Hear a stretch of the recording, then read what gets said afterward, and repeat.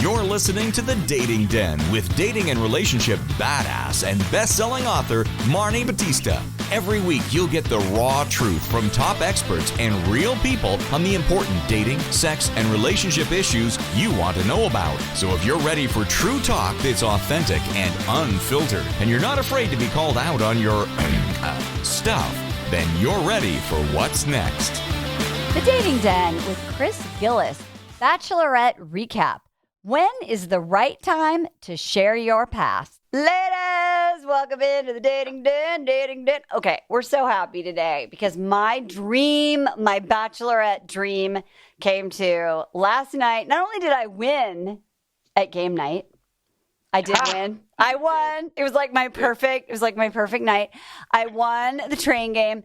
And then I said, I just would like something to happen tonight that's never happened before. Like, that's all I want when I watch The Bachelorette. And it did. And we're going to talk all about it. And we all left that moment, that shared TV viewing experience, happy because we actually freaking enjoyed the show. And it's been a year or two since that happened.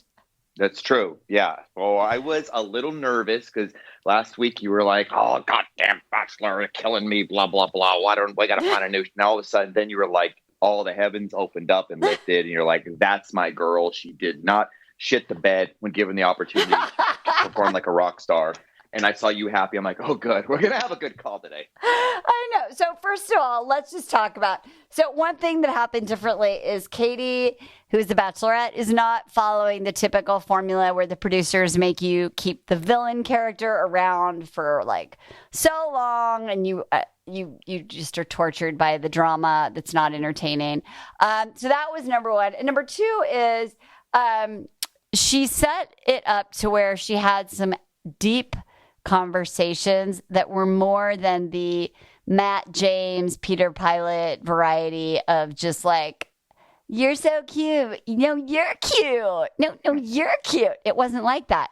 It was some real shit. So she set up, which Nick Viall was there for absolutely no reason. That was weird. Maybe just so they could put him in the clips, the trailers, and you'd think like, oh, is Nick Viall back? But other than that, who's been on Bachelor like 7 times, she set it up to where she invited like 7 or 8 guys out on a date situation, and they sat in a circle in a black room. It was like intervention or AA or whatever. Mm-hmm. That was kind of the vibe. And then everyone had to share something vulnerable. And men cried. They talked about things they were ashamed of. They talked about secrets that they had that they were ashamed of, bad choices they made. And it was really intense. And before we talk about what Katie did in reaction to that, when do you think, because this was basically like a second date for them, like when, in real life, when would you share kind of like heavy stuff from your past? Are you referring to the date that she had with the guy who talked about his wife, losing his wife? Well, that date, or the date where the guys were in a group and they were saying like, I was a shitty husband. I was a workaholic. Yeah. I was a bad husband, that kind of a thing. We had a guy talking about drinking too much and blowing up his life and being not having anger. Yeah, cat guy not having anger management skills and really hurting a good person. Really like the stuff that you are ashamed to tell somebody about, like, but it's part of your story. When do you do that? Because this was like second date life, because it's week 3 of the show, basically week 2 of dates. Yeah, it's interesting because we all, there's always like the especially the first however many dates, 10 dates. It's like, oh, this is the representative of Chris Gillis and Marni Batista. Right. You'll see the real one, when shit gets a little bit tough. But it was pretty rad how she fast forwarded and was able to get them to suss out and be vulnerable with who they are. What was awesome about it is that she was able to do it in a non Claire Crowley way. Yes. Like pulling and it's like, or like puking and vomiting her, insecurities and emotion. Like, and then the guy's like, well, okay, I guess I got to jump in the water too. But no, she did it in a way without it was pretty cool without really having to overly share, without having to lead the path and even show them. But it was pretty cool that they felt vulnerable, the V word that women love almost as much as the V word men love. Wait, but think about Claire Crawley, for those of you who watch the show regularly. She did that bullshit therapy date where they burned it and that guy cried and whatever. That was so aggressive. This seemed more organic. Side note, the guy who cried is coming back. Yes, good memory. I know he's coming back. Well, I think that these are really good conversations to have. I think what they were trying to in our business, we're always trying to make changes that solve for problems that we didn't know we had, right? Yeah. So my guess is there's a problem because she said, I'm going to date you and then we're going to maybe get engaged. And then 6 months later, I found out all this shit about you and you never resolved those issues. And that's not going to be good for us. So I want to find those things out now. So I would say, I think those are amazing conversations to have. If you guys are all out there dating, I would not share the story on maybe the second date or the third date, but maybe the fourth or fifth. Here's something to add to that. I agree. And if it is something that is, that is pertinent, you know what, let's just get it out on the table. I really like the language she used. When she, for example, I don't remember everything the guy said, but I do. Yeah, when she shared the trauma, that she had being, wanted, sexually coerced and raped, I guess, for a lack of just to keep it simple. But she was able to say it without making it any of their problems, and she could tell that, hey, this is something. It is a past. It's helped form the the woman that I am.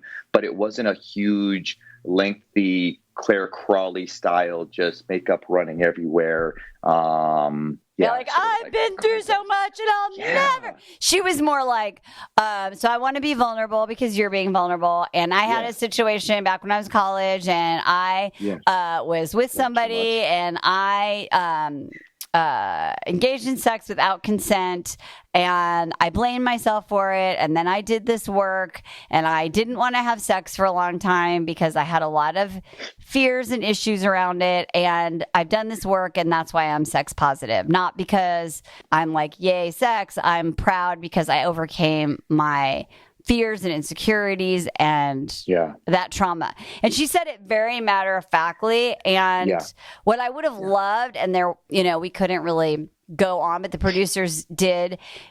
Because if you're going to share something like that on a date, which I do think is appropriate at the right time, is to say, and what I learned from that is, and that's kind of, she had to reverse engineer, back into it because she's got this sex positive platform and the whole few weeks we've been watching, we're like, what is this about? So now we know, which is really interesting. I really like that. So what I learned from it is, that does add a lot of, and what I was going to say, which completely adds on to that, is I was going to say she stated it, although it may be rather sterile and almost like a doctor diagnosing something, but she wasn't handing it over and saying, here, now this is your problem. Yes. To any of the guys. Yes. And I loved one of the guys talked about that he was a workaholic and he ignored his family and he ended up getting a divorce. I think that was the guy that got a divorce.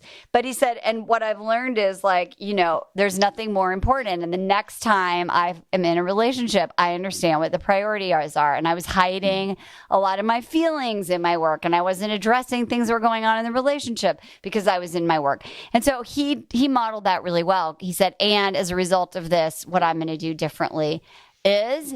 And so I think it was a really great segment, and I think some of them were modeled great, some of them were modeled and overall, I wouldn't do that on the second or third date, and do it when it is in context. And I will say this, before we segue into the next segment, is don't not have these conversations, because otherwise you're sharing it 6 months later or a year later. And that's too late, in my opinion. elephant in the room. I just to put a little asterisk again, it really is just hearing you say that and the way thinking about it, it really is sexy, and powerful and attractive.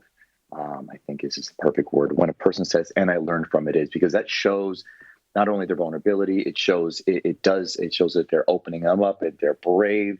And then most importantly, to an adult man, it's like, wow, this woman knows how to take care of herself. This woman does, when she falls, she gets back up and she learns, which is just a really sexy trait, something very attractive that guys love to have. And I'm just, as you're saying that, and I've told you some of my like first date horror stories when I was like, oh, I knew I should have ran because, my ex was like super vulnerable, but he was like pushing it all onto me and like, oh, cool, here's my U-Haul of problems. Now it's yours. And it wasn't like, it's like she still hadn't hadn't learned from it yet, but it is attractive. I actually do love it. And I admire it. The people who, everybody loves the hero who gets the fuck back up, and who learns from it. Totally. Who stays down. And Zach, from Tayshia's season, he's totally like the recovering alcoholic, right? And he was like, I did this and I did that. It took him a while to finally share, and he did. And then he's like, and now what I do is, and now here's how I want to show up in my life. So I think these are great things. Now let's segue into, I don't even remember his name. What's the bullshitter? Thomas.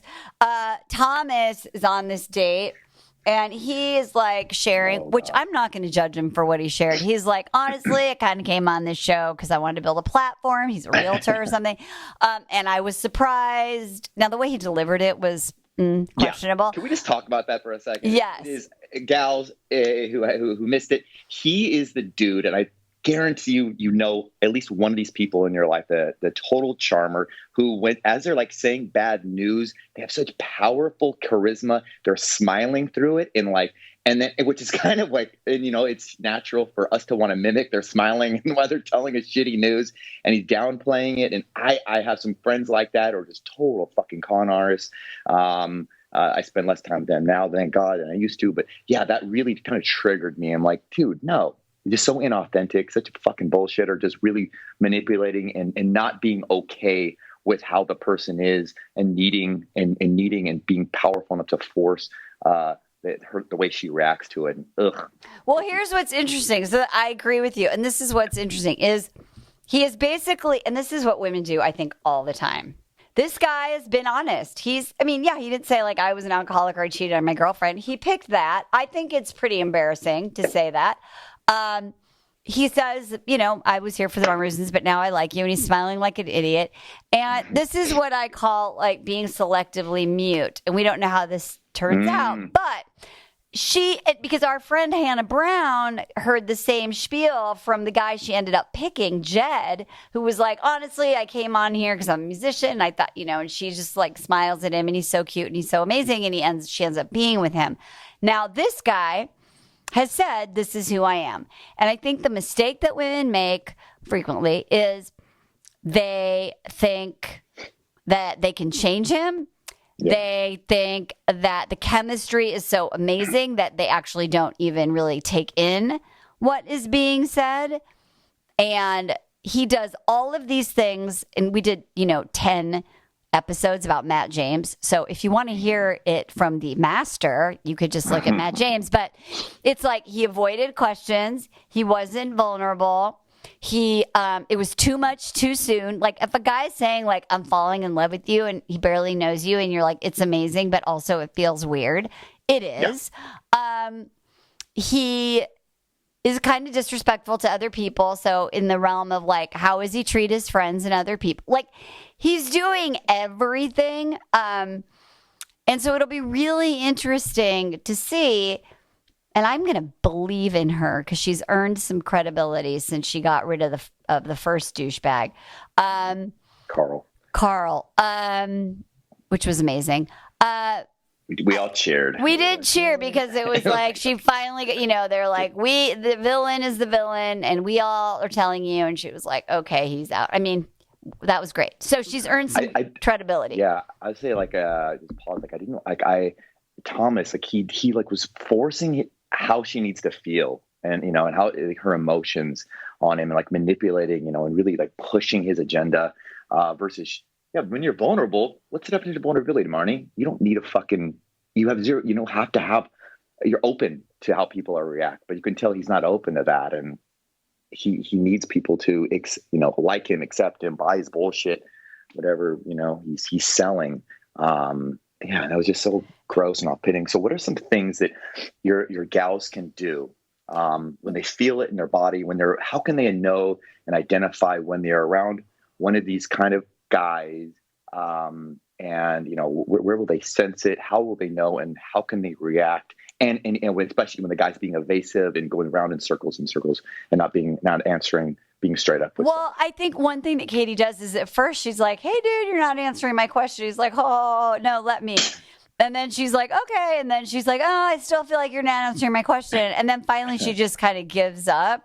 And I don't know if she's like buying it, but one of my favorite terms that ladies love when we teach this to our clients is, what do you mean by that exactly? So if he's like, "Oh, love is the same flip side of fear," and like it is one and the same, and I feel all these, what do you mean? What? So what do you mean by that exactly? Right? Or she's like, "What's your vulnerable story? I feel like you chose not to say that in that environment." And he's like, "Well, I just want to tell you about my feelings." And she's like, "Well, I'm you avoided the question. So what do you mean by that?" Right? Like just the follow-up question. So many ladies, even when they're in relationships, a guy will like avoid something and they'll just kind of agree. Like, "Yeah, we should talk about that." Or, "Yeah, that is an issue." And they go, "Oh, okay."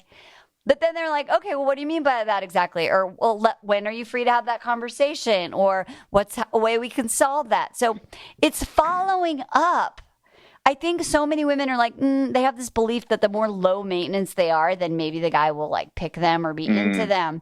And so they just back down. And I'm reading this book by one of these amazing women, Dr. Kristen Neff, who has done this huge body of work on self-compassion. It's amazing. And she's written this new book about the fierce self-compassion, which is when we have a need, we want to comfort ourselves and nurture ourselves. We also want to make sure we get our needs met. And so that means sometimes advocating for yourself and standing up for yourself in a loving, kind-hearted way. And so I think if you have a guy who is like skirting the issue or not being direct or always has a good reason why he didn't call or why he was late or why he disappeared for a few days, like take care of yourself. There's a part of you that's hurt and scared. And so she needs you to like draw the line and say, I'm confused because you said this and you said that, and I'm looking for this. So what do you mean? Like, why did that happen? How do we stop that? So follow up. Don't just say like, "Okay." Yeah. What do you mean by that? Keep going. Keep digging in. Don't let him off the hook. Because when there's chemistry and Matt James was the king, right? Like put his hand, lean in, kiss, blah, blah, and Katie fell for it. Like she didn't keep him on the hook. So we'll see, because he might get voted out by the tribe. Thomas. Yeah, it was an awesome Survivor, wasn't it? It was. And I read this little blog or article in kind of doing some research for our episode today. And apparently, this was like a Bachelorette first and not choosing the villain. And maybe the producers were like, "You need to." And she was like, "I'm not."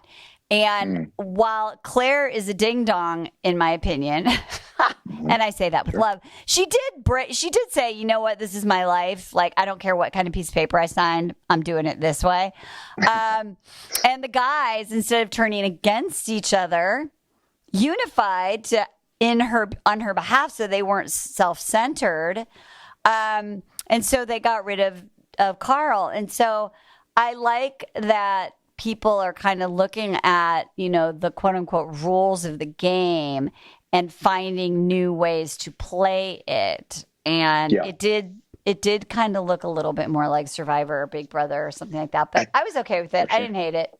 I think it's worth noting too that, especially because I think I kind of talked shit about him last week, or at least I didn't give him enough credit for what it was due. But it was the Virgin guy Oh, he had the balls, and that's very ballsy. Like never been done in in the show's history to come up there and to speak on everything.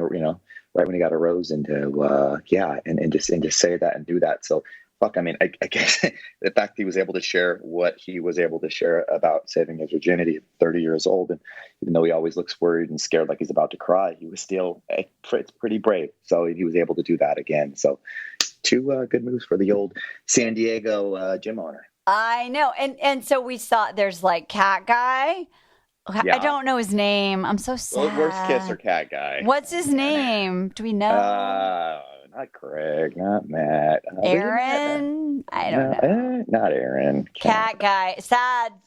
But I like where it's going. He's having some good conversations. He does do this like kissing thing where he seems to like get on top of her. So we've got him. We've got Greg, who sort of didn't take a main position in this episode because he did not because she already had a good date with him and he had the rose. And then we have the two. I call them the like surprise guys. They both sort of look the same, and I don't know their names. But there's the guy whose wife died and the guy who has a divorce, and they both have kids. Why do you like? I love these guys because they're not on the surface like the big, studly, tall, handsome. I mean, they're nice looking, but they're not like that guy, right? That women typically are like, I need to be with a guy who looks or is this tall or does this, and they're kind of like, a little more goofy. And she's giving them a chance, and I love that. They seem more mature. They have some skin in the game. They have some experience under their belt. Why do you think what do you like about what she's doing in that she's giving them an opportunity and really looking at guys that aren't typically like the hot guys? Totally. Yeah. Again, she's without beating a dead horse, but she's pulling like an anti-Claire. Claire is like, okay, he's 6'5", green eyes, that's my dream guy. Like, I know where she like fell in love with him at first sight by staring at his photos, which is, not a way to pick a dude long term. Yeah, a dude. A lot more to us than that. And I think this dude, you're right. Those dudes, I was shitting on them too. They're nerdy and goofy, but man, they do have that. I started up digging them, man. They have this sincerity to them, and I think there's this authenticness, and you can just see what they're thinking, and you can tell they're just not. They're the opposite of Thomas. They don't have any of that. That bone in their that manipulative, charismatic, and there's something endearing about that. And they just show up, and in the end, they are showing up to these studs because they're having those difficult conversations, and they're saying, what they're bringing it up again in a way that, it wasn't like the two dads, that's we talked about that last week a little bit about sharing how to when they bring up something that's a big deal, like having kids or make the other case, the gentleman his wife died, but they did it in such a masculine way, but also and I say that like it doesn't mean yes they he was able to cry, but so contained, just so self-contained in it, and it was vulnerable without asking or needing anything. And it was really cool watching them come together and have these special moments. It was a weird episode. I did not expect it to be this deep. Like we said, Marnie, we thought it went to Hoffman with like therapy. Yeah, exactly. It was. I was tired. I was like, I need a nap. Man. I know it was so tired, tiring. Heavy. Yeah. And I think that those two guys, again, and I think this is a really important lesson for ladies, is how you unpack your past in a way where you take responsibility and ownership for it. And as Chris said, you don't make it be the other person's problem. Your energy is such that you are showing up whole, and that, you're ready. And so we'll see, like it's easy to say I'm ready. And now she gets to collect more data and she's having fun. I also like that on the dates with those guys, she was playful and they were fun. So it wasn't all heavy. And that's another thing that can happen. I think people go on a date and you start talking about something and then you're like telling the story about, this loss or this problem or challenge in your life, and it can get really heavy. And I like the way, you know, at the end they're like, you know, he's trying to pretend that he knows how to, like, you know, read the constellations, and they're being silly and having fun. So that's another thing, is being able to pivot. Yeah. So that the whole date isn't heavy, that you're able to laugh and have fun, so someone doesn't walk away going, God, that was intense. Totally. And one thing you always talk about, and she's done a really good job, is, she does seem to be keeping her open-minded, but at the same time, not letting garbage pass through. I know it's, especially in a world where we have so many options, and it's so easy to swipe away left or right. I guess what's left is bad. I don't know more, to dump them. She's doing a really good job. I'm impressed in that. Yeah. And really seeming to keep like a pretty decent group of guys out, and really picking out, the bad apples and tossing them away. Despite their producers. Yeah. Something, yeah, so it is that kudos for her, and so far it's still, it's interesting. Hey, like, ladies, you don't always have to have bad boy dramas in there. You sometimes just get rid of them. Just get rid of them. And to, like I was saying, like, and at first, like, oh, these guys are not that interesting, these, nerdy, boring. No, I'm actually, I'm liking them. I'm liking these gentlemen who at first you said these weren't these big alpha gorillas. These were the more meek, quiet guys, but in this end, they're showing up as studs and looking like they could be good matches for her. Totally. And the other thing is that, and this happens in real life all the time, I see, when you do say to someone you're not a match, how they leave is usually a reflection of why it was probably a great thing that you said it. And our friend Carl is not respectful. He's not polite. He doesn't handle it with, like, he makes her wrong. He blames her. And I think whether you're on the end of being broken up with or you're breaking up with someone, how you end it is a really interesting reflection of who you are. So if you get broke up with, be polite, don't take it personally, wish someone the best, and then do your work to, like, be clear and clean from that hurt or whatever it is.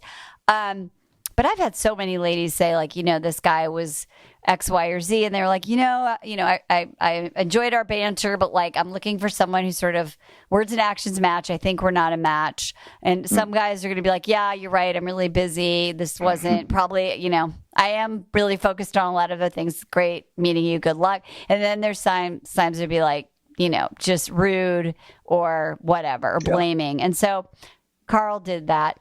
So Carl did that. Carl buys his Instagram followers too. We discovered he's got no. I know. But I just really, people are like, oh, I feel bad. Well, it's great. Like, like how somebody treats you when you set a boundary is, you want to know that sooner rather than later. So Carl just gave a great big commercial about who he really is in the context of this show. Right. And we have how awesome it is in the past, like, for when a guy's not in you, and if he's willing to give you honest feedback, how freaking valuable that is. And he didn't want to hear any of it. Don't want to hear anything from Katie. He had such an opportunity to learn and to hear, and or even just to say his last piece or share anything, but no, he just ran away. He pieced out, and the producers didn't even interview him on the way out. So we're like, bye. Good point. You're right. I know. It was so great. And my other favorite part in the last couple of minutes here, which will not be helpful to you in your dating life, is I was so happy that we had very minimal Tayshia and Caitlin, whatever, Bristow. Like, it was so silly when they came out to do, like, this is your rose. Like, they're, like, traipsing out in their little tiny heels and their too tight, like, little dresses, and, like, pick the rose, then they they tiptoe back, and then they come back in reverse order, saying goodbye, and they tiptoe out. You're like, this is silly. Like, why are you here? So I was so happy that, like, and then give her bad advice anyways. Well, I know. Well, thank goodness. Like, she asked them, the guys say Carl's a bad egg. What should I do? And thank goodness they just said, well, you're going to have to decide, which was solid, but, like, thank God it wasn't a whole thing and there was no more giggling. And I don't know. I'm just hoping that the rest of the season is not filled with, it's, what? Here's the thing. it's just time filler. It's not doing anything. They're not characters. Like, Right. let's just look at it as a show. Like, we don't care about those characters. Yeah. We didn't care about Chris Harrison. He just was there. Well, you kind of like you cared about him. You were bummed when he left. No, but I'm saying like he wasn't part of the story. Well, actually, he did kind of become part of the story. But even when he was, it was often not believable, right? It felt very scripted. So this feels even like less important because they haven't been doing this for 20 years and whatevs.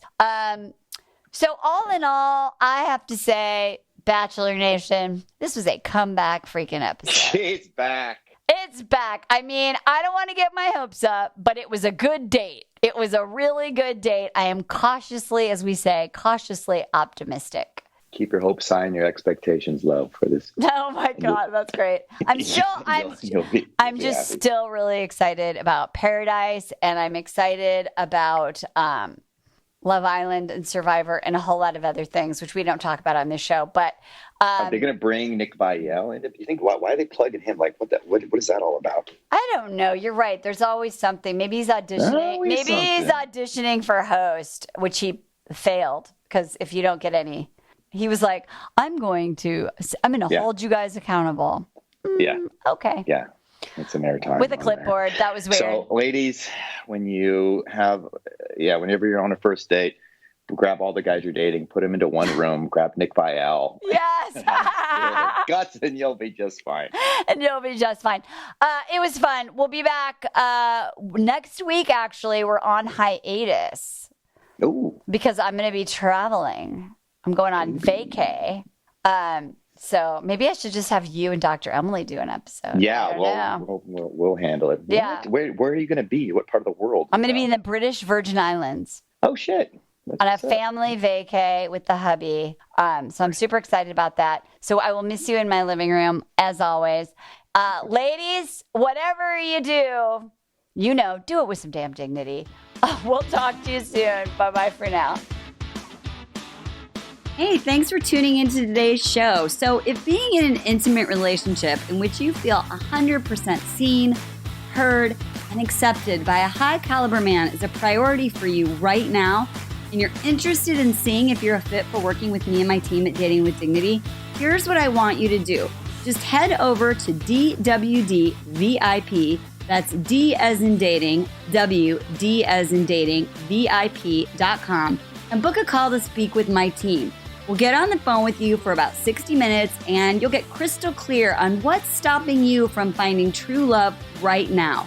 We'll also take a look at what you want to create, what you want your whole life to look like when you're able to finally be fully expressed as a woman in a healthy relationship with an incredible guy. And if we can help you get from where you are right now to where you want to be, we will show you the fastest path possible that makes sense for you to do that. We help smart, successful women all over the world solve this one missing piece in their life so they can finally have it all. So to see if we can help you do the same thing, head over to DWDVIP.com. I'm Marni Batista, and let's talk soon.